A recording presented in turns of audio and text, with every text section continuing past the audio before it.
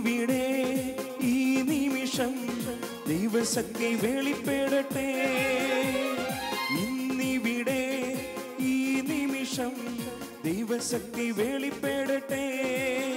ഇന്നും ജീവിക്കുന്ന യേശുവിന്റെ സാന്നിധ്യത്തെ ജനതകൾ കണ്ടിടട്ടെ. ഇന്നും ജീവിക്കുന്ന യേശുവിന്റെ സാന്നിധ്യത്തെ ജനതകൾ കണ്ടിടട്ടെ. കർത്താവിന്റെ കരബലം പൂർണ്ണമായി വെളിപ്പെടും, അത്ഭുതങ്ങൾ സംഭവിക്കട്ടെ. കർത്താവിന്റെ കരബലം പൂർണ്ണമായി വെളിപ്പെടും, അടയാളങ്ങൾ സംഭവിക്കട്ടെ. ഇന്നിവിടെ ഈ നിമിഷം ദൈവശക്തി വെളിപ്പെടട്ടെ. ഇന്നിവിടെ ഈ നിമിഷം ദൈവശക്തി വെളിപ്പെടട്ടെ. ഇന്നും ജീവിക്കുന്ന യേശുവിന്റെ സാന്നിധ്യത്തെ ജനതകൾ കണ്ടിടട്ടെ. ഇന്നും ജീവിക്കുന്ന യേശുവിന്റെ സാന്നിധ്യത്തെ ജനതകൾ കണ്ടിടട്ടെ.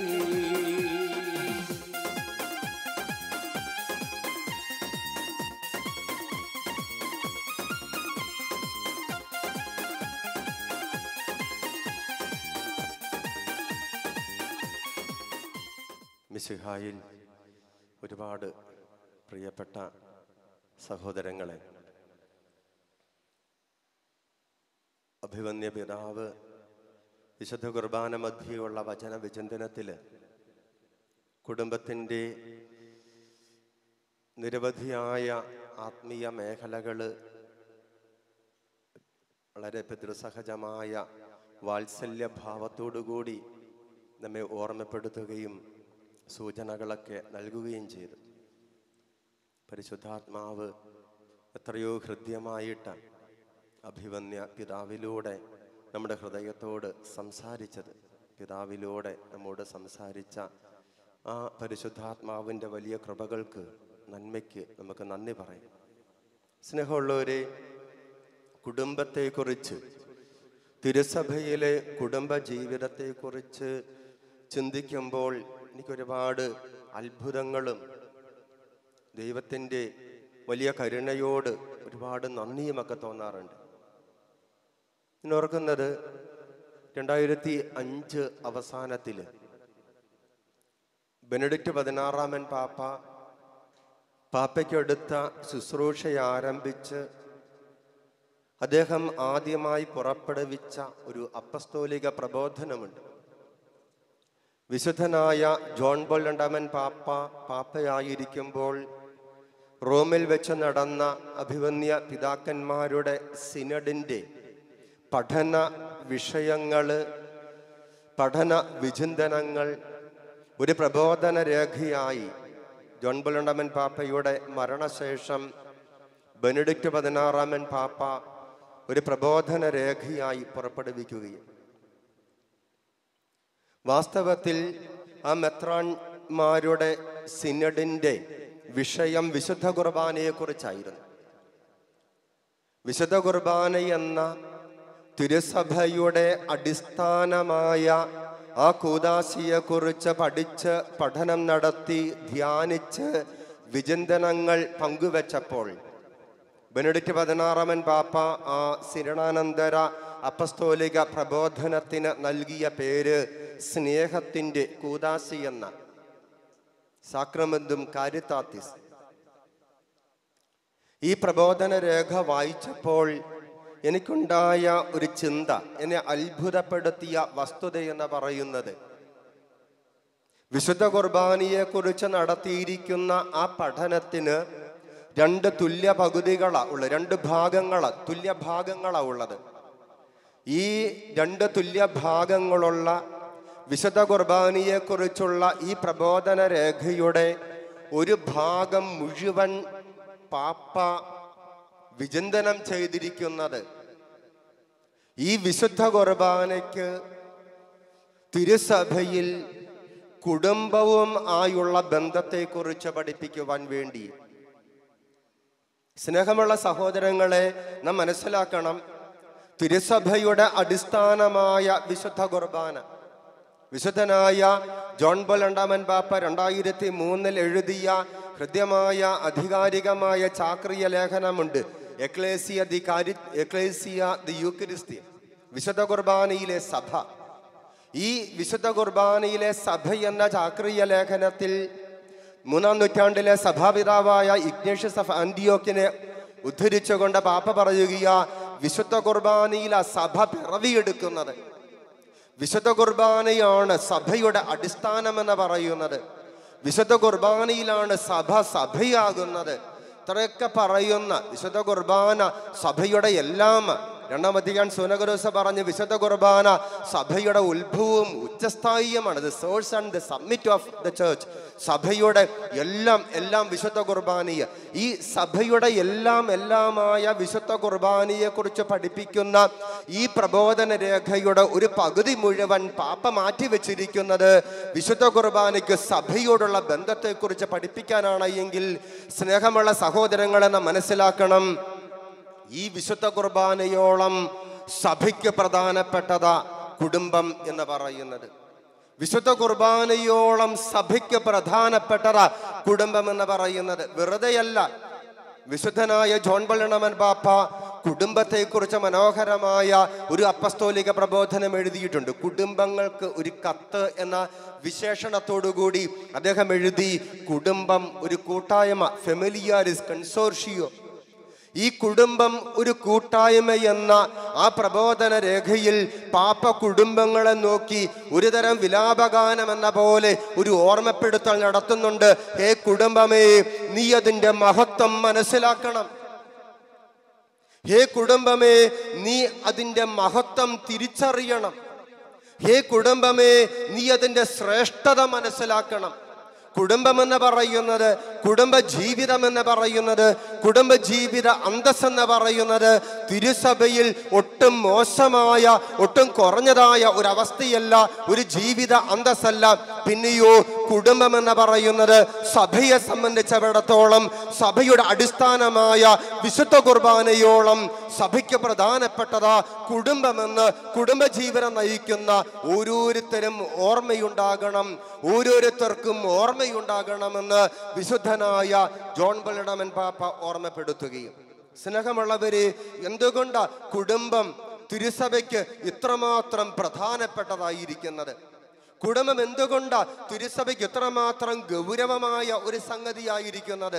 നാം തിരുസഭയുടെ പ്രബോധന രേഖകളിലൂടെ കടന്നു പോകുമ്പോൾ ഒരുപാട് അത്ഭുതത്തോടുകൂടി ഞാൻ ശ്രദ്ധിച്ച ഒരു കാര്യം, തിരുസഭയുടെ ചരിത്രത്തിലെ പ്രബോധന രേഖകളിലൂടെ, ഔദ്യോഗികമായ പ്രബോധനങ്ങളിലൂടെ കടന്നു പോകുമ്പോൾ നമുക്ക് കാണുവാൻ സാധിക്കും, തിരുസഭയുടെ ഔദ്യോഗിക പ്രബോധനങ്ങളിൽ 80% കൈകാര്യം ചെയ്തിരിക്കുന്നത്, പരാമർശിച്ചിരിക്കുന്നത്, സൂചിപ്പിച്ചിരിക്കുന്നത് ഈ കുടുംബം എന്ന ശ്രേഷ്ഠമായ സംഗതിയെക്കുറിച്ച്.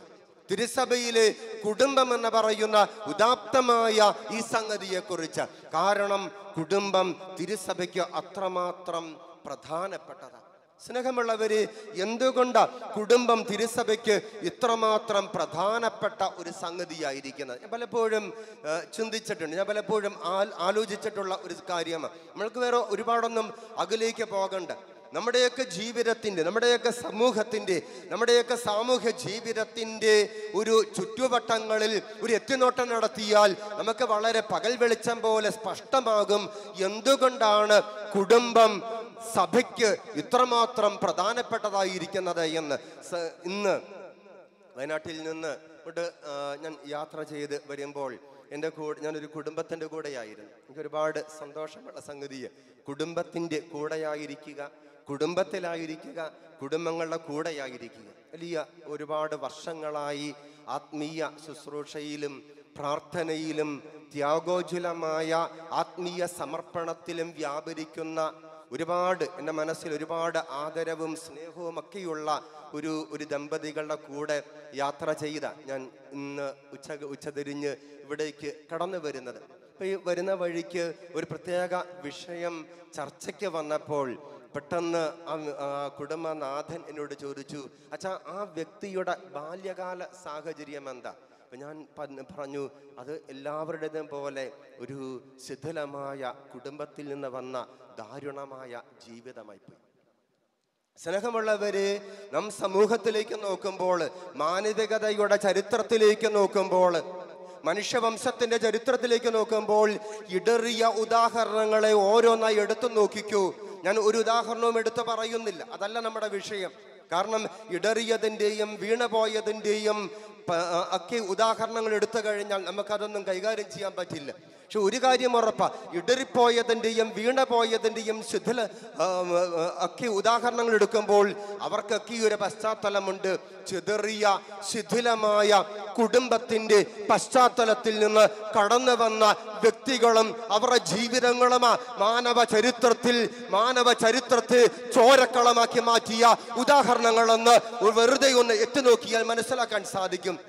സ്നേഹമുള്ള സഹോദരങ്ങളെ, മനുഷ്യ ചരിത്രത്തെ മനുഷ്യരക്തം കൊണ്ട് വികൃതമായ ചിത്രം വരച്ച് രസിച്ചു പോയ ഓരോ വ്യക്തികളെയും ഉദാഹരണങ്ങൾ എടുത്തു നോക്കിക്കൂ. അവരുടെയൊക്കെ ജീവിതത്തിന്റെ പിന്നാമ്പുറങ്ങൾ എന്ന് പറയുന്നത് ചിതറി വീണുപോയ, ഇടറിപ്പോയ, ഛിന്ന ഭിന്നമായ, ശിഥിലമായ കുടുംബത്തിന്റെ പശ്ചാത്തലമാണ് അതിനൊക്കെ കാരണമായി മാറിയത്.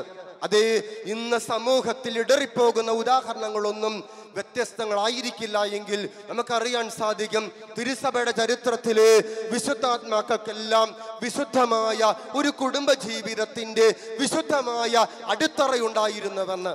അത് ഏത് കാലഘട്ടത്തിലായിക്കൊള്ളട്ടെ, ഏത് ചരിത്രത്തിലായിക്കൊള്ളട്ടെ, ഏത് സാമൂഹ്യ പശ്ചാത്തലത്തിലായിക്കൊള്ളട്ടെ, ഏത് സാംസ്കാരിക സാഹചര്യത്തിലായിക്കൊള്ളട്ടെ, തിരുസഭയിൽ ഒരു വിശുദ്ധനോ വിശുദ്ധിയോ ഉണ്ടായിട്ടുണ്ട് എങ്കിൽ ആ വിശുദ്ധന്റെയും വിശുദ്ധയുടെയും ഒക്കെ ജീവിതത്തിന്റെ അകത്തളങ്ങളിൽ വിശുദ്ധമായ ഒരു കുടുംബത്തിന്റെ വളരെ വിശുദ്ധമായ ഒരു അടിത്തറയുണ്ടായിരുന്നുവെന്ന്.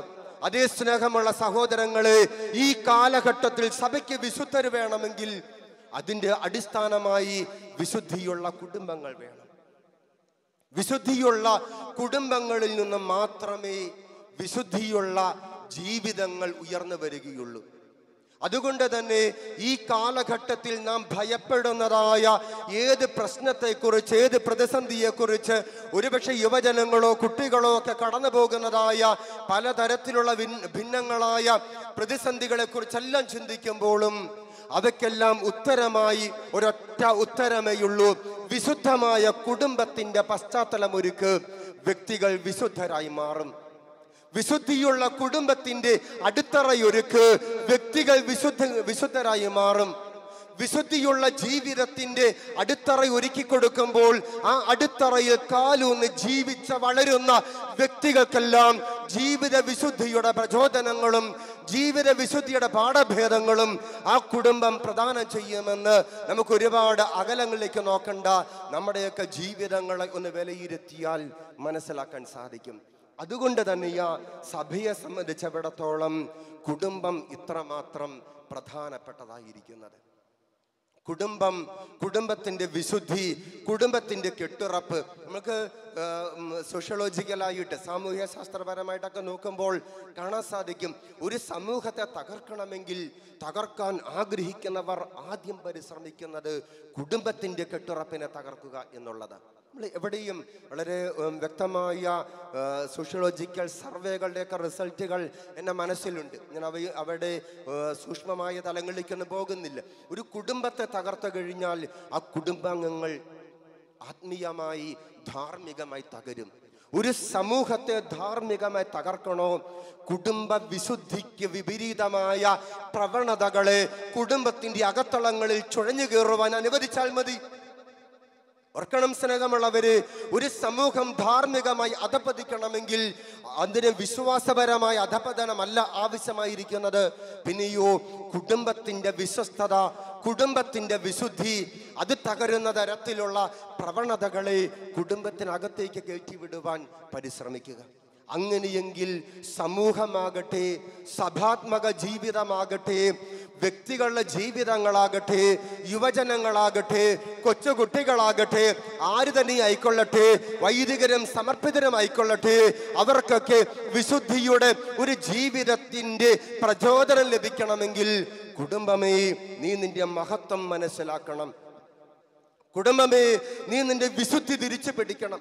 സ്നേഹമുള്ള സഹോദരങ്ങളെ, ഒരു വൈദികൻ എന്ന നിലയിൽ എനിക്ക് പറയുവാൻ സാധിക്കും, വ്യക്തമായിട്ട് എനിക്ക് പറയാൻ സാധിക്കും, എൻ്റെ ആത്മീയ പൗരോഹിത്യ ശുശ്രൂഷ ജീവിതത്തിൽ ജീവിത വിശുദ്ധിയുടെ എണ്ണ പകരുന്ന എത്രയോ വിശുദ്ധരായ ദമ്പതികളാ, എത്രയോ വിശുദ്ധരായ കുടുംബങ്ങളാ ഏറ്റവും സ്വാതന്ത്ര്യത്തോടുകൂടി കടന്നു ചെന്ന് ആ കുടുംബത്തിന് കൂടെ അല്പനേരം വർത്തമാനം പറഞ്ഞ്, ആ കുടുംബത്തിന് കൂടെ ഒരു നേരം ആഹാരം കഴിച്ച്, ആ കുടുംബത്തിന് കൂടെ അല്പനേരം പ്രാർത്ഥിച്ച് കടന്നു പോകുമ്പോൾ ലഭിക്കുന്ന ആത്മീയ അനുഭവം എന്ന് പറയുന്നത് അത് സഹിയോൻ ധ്യാന കേന്ദ്രത്തിൽ അച്ഛന്മാരുടെ ധ്യാനം കൂടുമ്പോൾ പോലും ലഭിക്കാത്ത ദൈവാനുഭവത്തിന്റെ സൂര്യ പകരുവാൻ ഇത്തരം അനുഭവങ്ങൾക്ക് സാധിക്കും.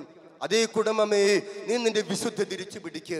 അങ്ങനെയെങ്കിൽ സഭയുടെ സർവാത്മകമായ സമസ്ത മേഖലകളിലും ജീവിത വിശുദ്ധിയുടെ ചൂടും ചൂരും പകരുവാൻ നിങ്ങളുടെ വിശുദ്ധമായ കുടുംബങ്ങൾക്ക് സാധിക്കുമെന്ന് സ്നേഹമുള്ള മാതാപിതാക്കളെ, സ്നേഹമുള്ള സഹോദരങ്ങളെ മനസ്സിലാക്കാൻ നമുക്ക് സാധിക്കണം.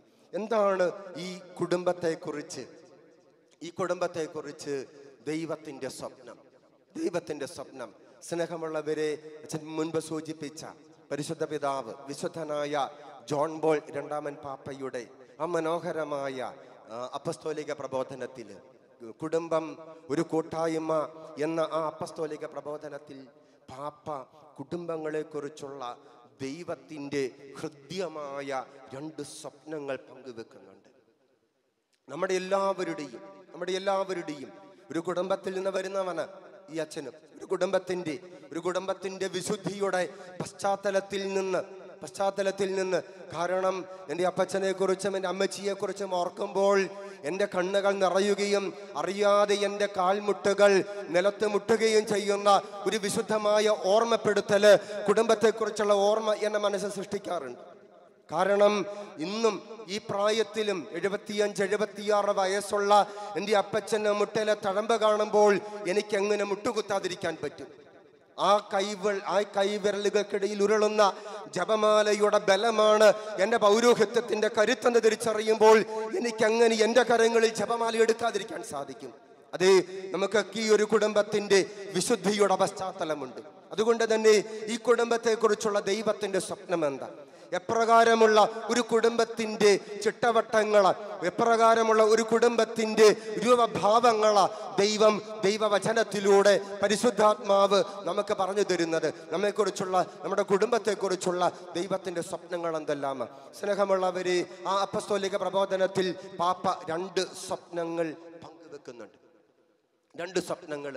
ഒന്നാമത്തേത് കുടുംബം. ഇന്ന് അഭിവന്യ പിതാവ് പങ്കുവെച്ചു എന്ന് അച്ഛൻ സൂചിപ്പിച്ച വിഷയം, കുടുംബം ഒരു ദേവാലയമായിരിക്കണം.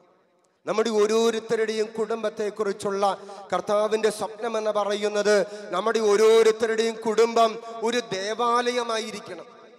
പിതാവ് വചന വിചിന്തനത്തിൽ പറഞ്ഞ ഒരു ചിന്ത ഞാൻ ഇതിലെ കടന്നു പോയപ്പോൾ എൻ്റെ ചെവിയിൽ പതിഞ്ഞത് ഞാൻ ഓർക്കുന്നുണ്ട്. എന്ന് പറഞ്ഞാൽ നമ്മുടെ കുടുംബ പ്രാർത്ഥനയുടെ ഒരു രംഗത്തെക്കുറിച്ച്.